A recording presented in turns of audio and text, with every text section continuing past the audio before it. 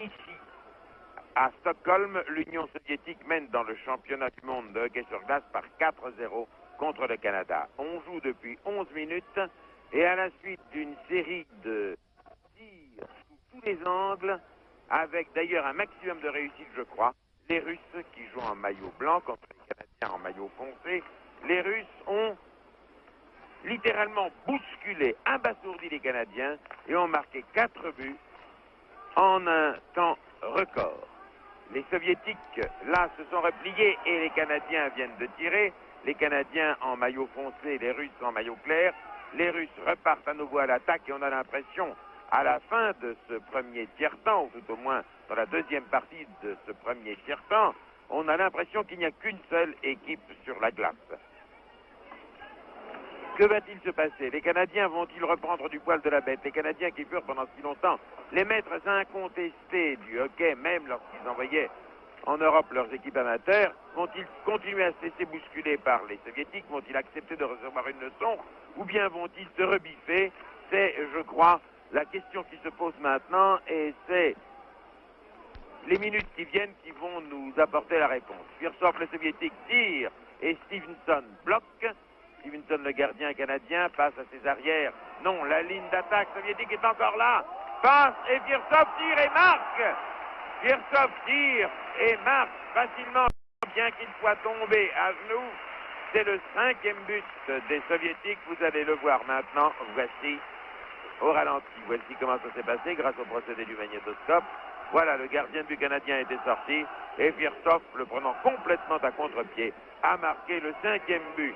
Par conséquent, aujourd'hui, la question est très claire. L'équipe soviétique est seule sur la glace.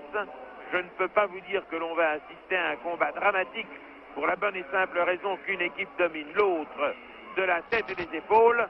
Mais nous allons assister, je pense, hop, nouveau tir soviétique, nous allons assister, si les Russes continuent leur pression, les Russes toujours en maillot clair, contre les Canadiens en maillot foncé, s'ils continuent leur pression, nous allons assister à une véritable démonstration de hockey pour le plus grand régal de ceux qui aiment ce jeu.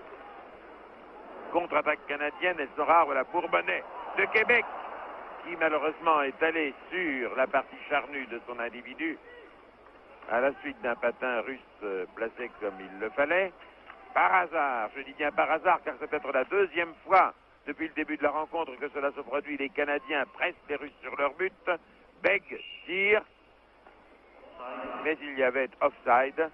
Il a reçu le balai. Il a joué, du moins, il y avait un de ses coéquipiers qui était passé derrière la ligne de défense soviétique beaucoup plus tôt que le balai n'y avait pénétré. Le jeu est reparti. Les Canadiens semblent vouloir se ressaisir un petit peu. Palachev, le soviétique, perd aux avants canadiens. Cafouillage devant les buts russes. Tout ceci ne donne rien. Sinon, 2 minutes de prison à l'un des soviétiques qui a commis une erreur, qui a commis une faute sur l'un de ses adversaires et qui va donc en prison. C'est la première fois dans cette rencontre que l'un des joueurs va en prison. Il s'agit de Romichovski. Romichovski qui est un excellent joueur soviétique, qui n'est pas coutumier de ses erreurs. Il a donné un coup, il a frappé un de ses adversaires et c'est pourquoi le voici en prison. Romichovski est un officier. Voici une attaque soviétique qui se développe, tir de la part de Starchinov. Romichovski, dont je vous dis, qui est en prison, je vous disais que c'est un officier. Il pèse 88 kilos. Il a déjà participé au championnat du monde de l'année dernière à Grenoble, mais ce n'est que son 2e championnat du monde. Et peut-être est-il un peu ému, encore qu'en général ce soit un garçon plein de fair-play. Les Canadiens sont donc à 5 contre 4 soviétiques. Pendant que l'un des joueurs est en prison, on n'a pas le droit de le faire remplacer. Et pendant tout le restant de la partie, le manager de chaque équipe peut faire remplacer autant de joueurs qu'il veut par un nombre égal de joueurs. 5 Canadiens contre 4 Soviétiques. Les Soviétiques vont faire maintenant de la dentelle. Ils vont tenter de faire passer le temps des 2 minutes de prison. Charge, balai injouable. Ils vont tenter de faire passer les 2 minutes de prison de leur camarade Romichevski à l'aide de soit de courtes passes les uns aux autres, des courtes passes ne signifiant rien, sinon que pendant ce temps-là le temps s'écoulera, ou bien alors tenter des échappées en perçant la défense canadienne. Je suis en train de me demander si à 4 les Soviétiques ne pourraient presque pas battre les Canadiens jouant à 5 sur la glace, tellement leur domination jusqu'à présent a été nette et indubitable. On joue depuis 14 minutes dans le premier tiers-temps et il faut bien dire les choses comme elles sont, il n'y a plus le moindre doute sur l'issue de la rencontre. Ragouline engage contre Kefri. Non, l'arbitre n'est pas content, les joueurs étaient très nerveux. Il les fait remplacer par d'autres, c'est Baze contre Mishakov.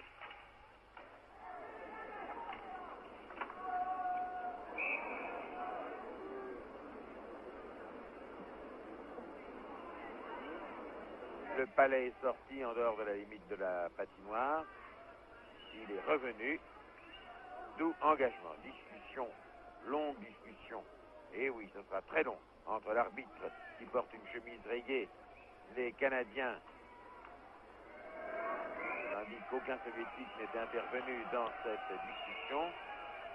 On reprend, on engage. On joue dans ce premier tiers-temps depuis 14 minutes 16 secondes et les Soviétiques mènent toujours par 5-0. Vous voyez les Russes par petites passes, comme je vous l'ai dit. Si tout de même échappé de l'un d'entre eux, le 18, qui dribble, non. Les Canadiens sont tout de même en nombre supérieur et se sont repliés. Petite passe des Soviétiques. Pendant ce temps-là, l'horloge tourne, vous voyez. Ils jouent, j'oserais presque dire qu'ils jouent à la baballe.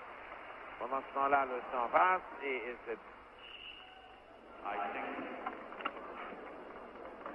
ce coup de Lutchenko, cette passe à Maltsev s'est transformée en un dégagement interdit.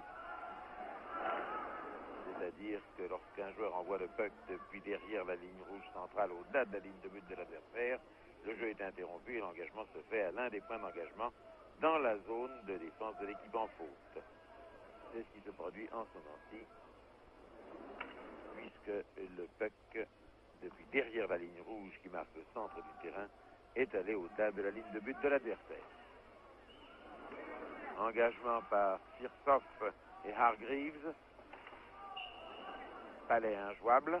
On va le récupérer dans la rainure qui est entre la balustrade de bois et la glace de la patinoire. Le gardien de but soviétique à la parade et un but marqué par les Canadiens.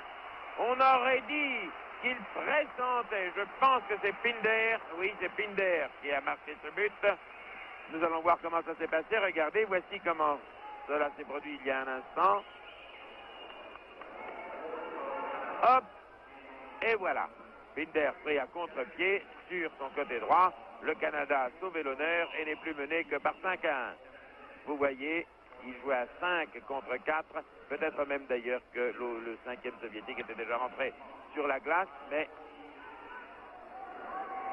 le gardien de but a eu l'air, nous avons senti l'instant d'avant que quelque chose allait se produire, et vous voyez, il a eu la pression, comme nous, qu'il allait rencontrer, sinon le malheur du moins, quelque chose de mal. Contre-attaque soviétique, passe, tir, arrêt, nouveau tir soviétique, arrêt du gardien canadien Stevenson, qui ne joue pas mal, qui ne vaut pas son vis-à-vis soviétique Zinger. Les Canadiens ont tout de même trouvé un petit peu la cadence, et après avoir reçu la leçon, ils vont maintenant donner un maximum pour tenter de réduire le score offside de l'un des avants canadiens qui a pénétré derrière la ligne bleue délimitant la zone de défense de l'équipe soviétique avant que le palais n'y fût. Le 20, Mott change. Le 4, Stevenson, qui est le frère du gardien de but, change. S'asseyent tous les deux sur leur banc et sont remplacés par deux coéquipiers. Les Russes attaquent. Les Russes attaquent, mais depuis quelques instants, les Canadiens ne s'en laissent pas compter. Nous avons donc pris l'émission à l'instant même où le combat a sinon changé d'âme, tout au moins a changé d'allure. Ce n'est plus une leçon que reçoivent les Canadiens. C'est un match presque égal. Tir des Canadiens qui passent assez loin de la cage de Zinger, le gardien de but soviétique. Yakouchev a le palais, tombe de tout son long, plein ventre. Zimin tombe aussi. Que de chute, il est vrai que les Canadiens sont plus lourds que les Soviétiques. Aïe, aïe, aïe, aïe, aïe. Beck ne l'a pas eu. Est-ce que Yakouchev va s'en saisir? Grand coup de crosse, tir d'un Soviétique qui passe on ne sait où. Attention, croche-pied, croche-patin, 2 minutes de prison au titre canadien. Abeg qui a gêné. Voilà, vous voyez, il n'est pas d'accord, Beg, et discute avec le Canadien. Madoué qui lui dit, vous n'avez pas le droit. Mais les arbitres sont seuls maîtres de leur décision. Il n'y a pas d'appel possible et Beg est obligé d'entrer dans la cage. Autrement dit, obligé de s'asseoir sur le banc des pénalités pour 2 minutes. Et les Soviétiques sont maintenant à 5 contre 4. Là, cela va être très mauvais pour les Canadiens. C'est la position inverse de ce qui s'est passé il y a 3 minutes où les Soviétiques étaient en désavantage de nombre. Baonès dégage, le palais est sorti et il est allé se promener dans le public. Toujours 5-1 pour l'Union soviétique alors que l'on joue depuis 16 minutes 55 dans le premier tiers-temps.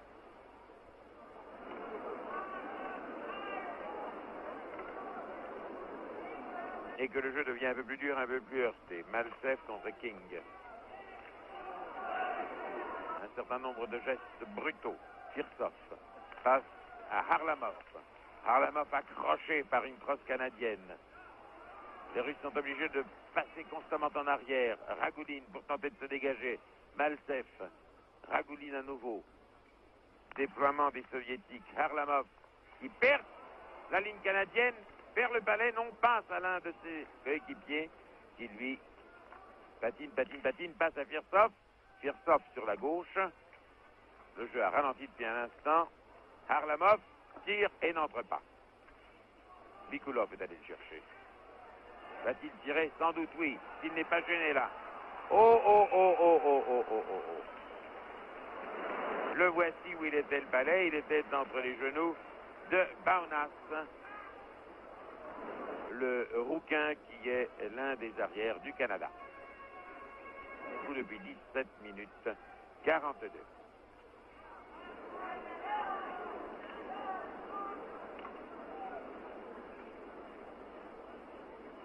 Nous avons donc vu depuis le début de notre émission un but marqué de chaque côté. Vous voyez, le combat est plus équilibré. Après l'espèce de démarrage démentiel des Soviétiques qui a surpris tout le monde. Les Canadiens n'en revenaient pas. Firsov, grand tir qui heurte un des battants de la cage. Là, le bon Dieu a été avec les Canadiens. Il faut dire les choses comme elles sont. Harlamov, les Russes prennent du champ.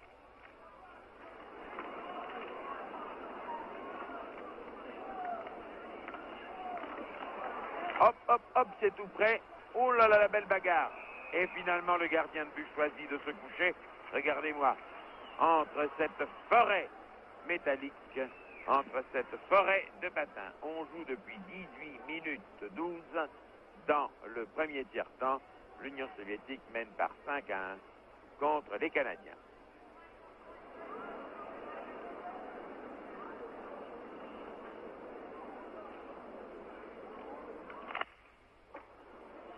Harlamov.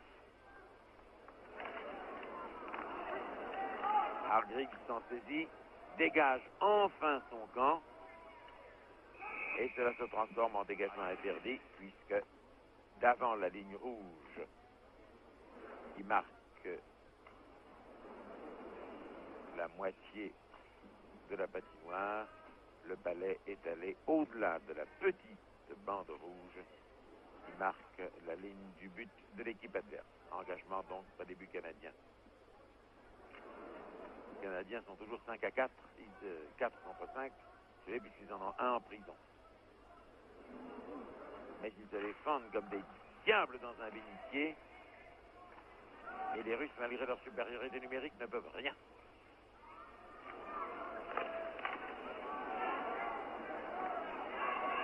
Dégagement des Canadiens en avant. L'arrière russe, Rabichovski, est obligé de patiner très très vite pour tenter d'échapper à l'étreinte de l'avant canadien. Palais injouable, coup de sifflet de l'arbitre. Engagement. On joue depuis 18 minutes 45 secondes.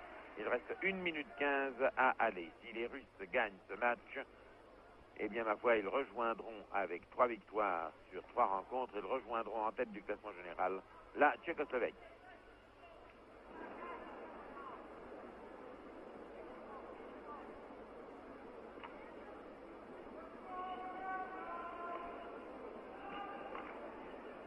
C'est Caffrey pour les États-Unis, Starchinov pour la Russie, tout près des Russes. Oh, que c'est dommage, les Canadiens ont raté une occasion formidable. Contre-attaque soviétique par l'aile gauche, l'aile droite, pardon. Les Canadiens se replient, il reste 1 minute jusqu'à la fin de ce premier tiers-temps.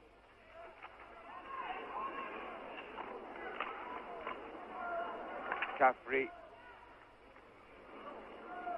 passe au centre, Beg qui est sorti de sa prison pour rejouer, Yakouchev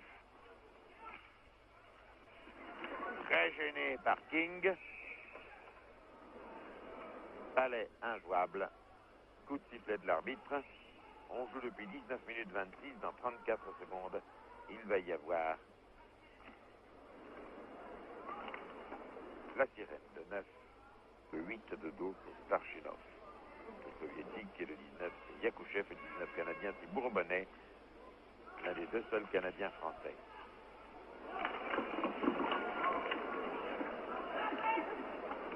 Les Canadiens repartent par Huck. Huck à le puck.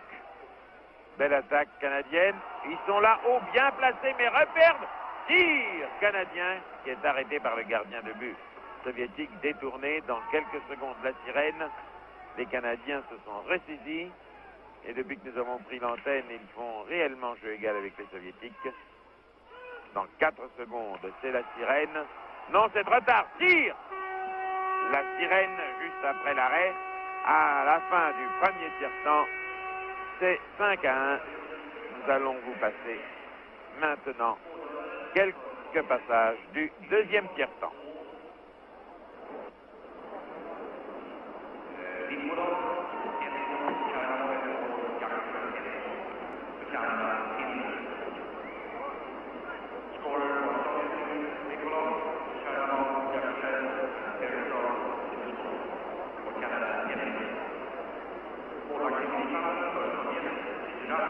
Allô Paris, voudriez-vous vous porter au téléphone?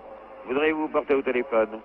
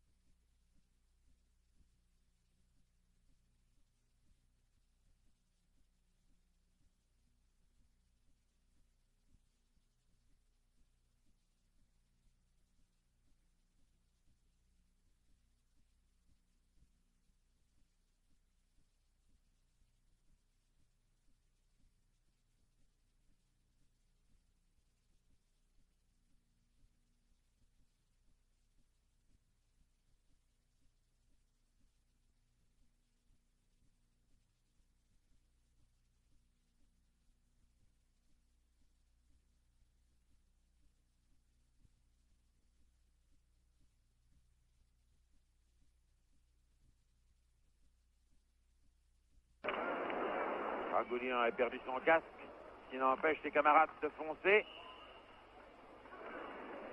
Arrêt de Stevenson, qui, après avoir été terriblement surpris au début de la rencontre, joue beaucoup mieux depuis un petit moment. 9 minutes 35 de jeu dans la deuxième période.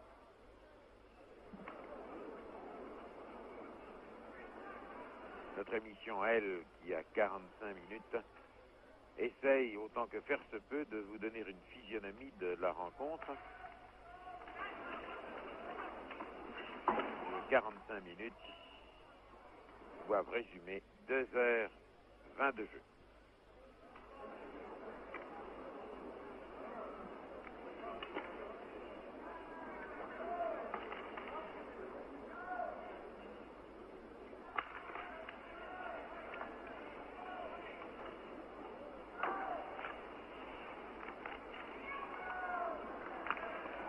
Magnifique départ des Canadiens. Malheureusement, il n'y a personne pour aller chercher ce palais dont s'empare Luchenko. Encore Luchenko.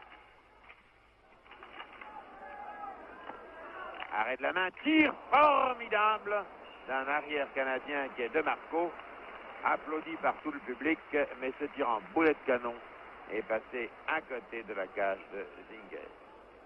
Et voici DeMarco que je viens de citer, que le réalisateur suédois a montré à juste titre pour vous faire voir le profil de cet homme qui avait envoyé ce formidable boulet de canon. DeMarco est l'un des rares Canadiens qui joue sans casque. Il y a encore Pinder là-bas qui joue sans casque et qui a le puck, lance en avant pour un repli de Palachev.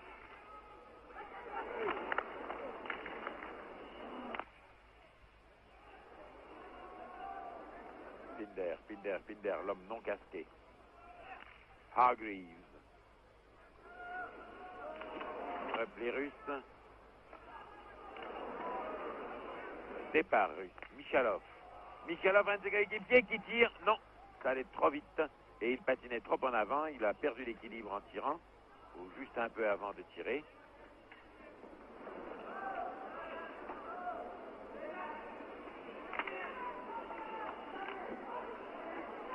Palachov. Ratage russe. Michalov seul. Ses coéquipiers sont un peu fatigués après leur départ sur les chapeaux de roue.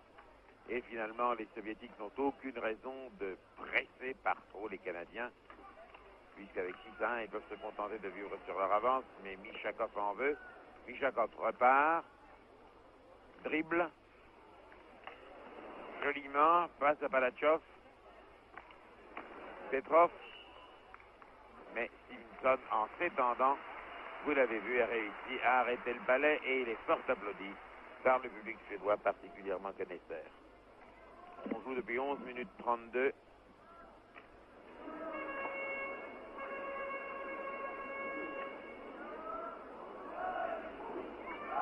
Je ne sais pas comment on dit les carottes sont cuites en anglais ou en russe.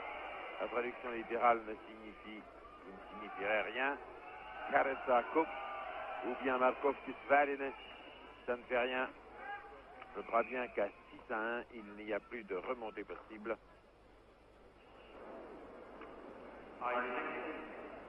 Dégagement interdit. Il y a longtemps que l'on n'en avait pas vu. Engagement maintenant, juste devant les buts canadiens. Pour les Russes, c'est Starchinov. Pour les Canadiens, devait être Stevenson de jeune, mais il est remplacé par Bauwas. Un peu nerveux, Bauwas. Tir du 4 soviétique, Kuskin qui est allé dans les bottes du gardien de but Stevenson. Les Canadiens se démènent comme de beaux diables.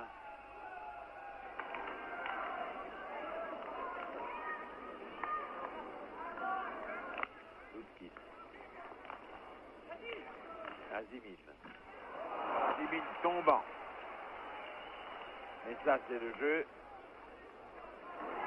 Heindel qui est passé loin en avant. Palais injouable. Ils sont trop près de la barrière.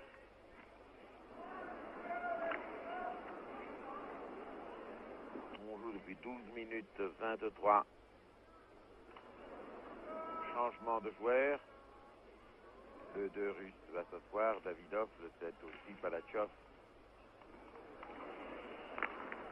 Kirtsov a reparu sur la glace, de même que Ragouline. Le 5, Ragouline, leur meilleur arrière. Le 11, Kirtsov, leur meilleur avant. Shevchenko. Demarco. L'homme, vous savez, qui a fait le chou dans boulet de canon tout à l'heure. Qui est devenu populaire d'un seul shoot. Très jolie passe de Huck. Huck, formidablement tir. Oh, que c'était beau de la part du Canadien. Oh, que c'était beau, mais ça n'a rien donné. Vous voyez, ce n'est pas un jeu d'ensemble qu'il pratique. Contre-attaque soviétique, ce n'est Firtsov. Firtsov n'arrive pas à se démêler du Canadien. Oh, que c'est dangereux. Les Canadiens ont quelquefois des échappées foudroyantes de toute beauté. Et ce que vient de faire Huck il y a 40 secondes était magnifique. Malheureusement, seul, que voulez-vous, ses coéquipiers ne l'ont pas suivi. Alors, une équipe peut avoir 2, 3, 4 individualités très brillantes sur 16 ou 17 joueurs. Ça ne suffit pas pour gagner contre une équipe aussi bien soudée que celle des Russes.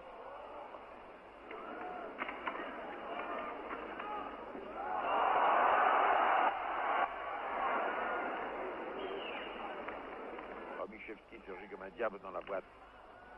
Et ayant remplacé un de ses coéquipiers, a dégagé le palais. Ragouline, qui le prend sur le nez de Caffrey. Baze. Ragouline. Nikulov en avant. Harlamov. Et dégagement par les Canadiens.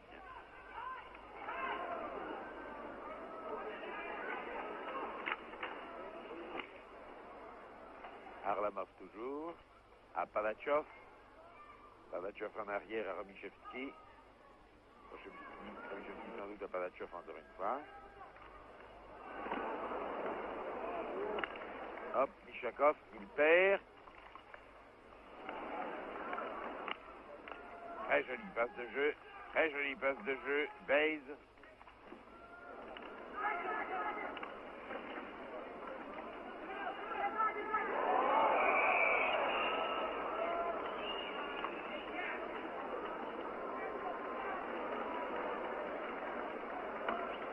Moi, je crois que Caffrey, oui, Caffrey va en prison.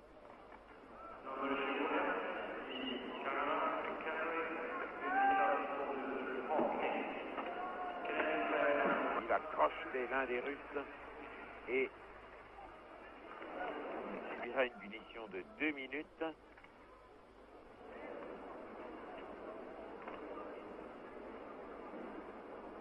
L'entraîneur soviétique, Tchernyshov,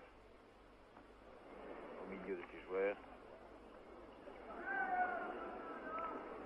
Mais il y a 5 soviétiques contre 4 Canadiens. Repli les Canadiens.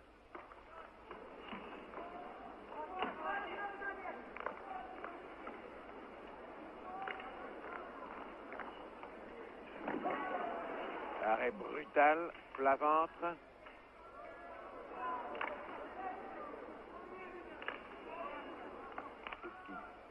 Sur la gauche. Où vas-tu choisir de passer? Toujours sur la gauche. Toujours sur la gauche. Toujours sur la gauche. On centre toujours pas. Et quand on centre, c'est O'Malley qui s'en suit.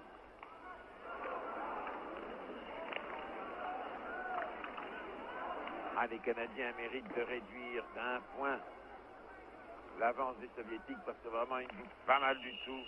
Limite offside.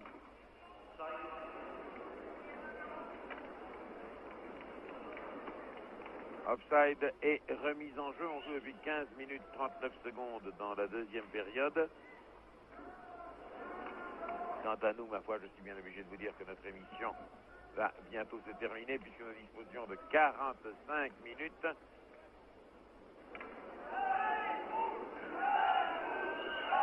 Nous avons vu la période ou la partie du jeu où le match a été équilibré et non pas celle où il n'y a eu qu'une seule équipe sur la glace. J'aime finalement mieux ça parce que lorsqu'une seule équipe domine, tire et il rentre, et les Soviétiques ont rentré un nouveau but par Vikulov. Attention, nous allons voir comment cela s'est passé. Voilà, vous voyez le 9 Vikulov, il l'a, regardez sa manière d'agir, chute du Canadien, et hop, un grand tir qui passe entre les jambes de Stevenson et qui va dans les filets. Je vous disais donc que, au lieu de voir le festival soviétique du début de la rencontre, nous aurons vu, au cours des 45 minutes qui nous sont imparties par la grille des programmes, nous aurons vu un passage beaucoup plus serré, où les deux équipes auront presque fait d'égalité. Néanmoins, la supériorité soviétique est caractérisée pour vous par 3 buts qu'ils ont marqués sous vos yeux contre un seul but des Canadiens. Regardons ce que va donner cette attaque canadienne. Il nous reste encore quelques minutes pour pouvoir tenir le temps. Oh, que c'est vilain, ça baise.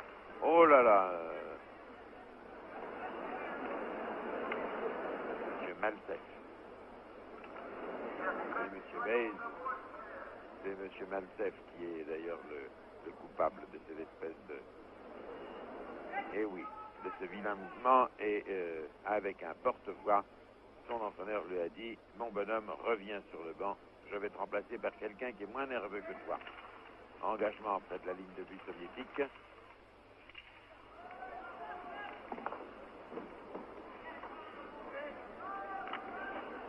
Nous allons suivre encore cette attaque. Peut-être ne restera-t-il une minute. Les Canadiens passent-ils? Vont-ils marquer? Non, ça va dans les jambes de Ragouline. Bagarre entre le 3 de Marco, l'homme au fameux bouchut en boulet de canon. Et c'est sur le score de 7-1, alors que les Canadiens, qui furent si longtemps les maîtres incontestés du hockey, vont perdre par un score sévère, très sévère, leur match contre l'Union soviétique, que nous allons dans un instant, après cet engagement, arrêter notre enregistrement. Chute de Stevenson.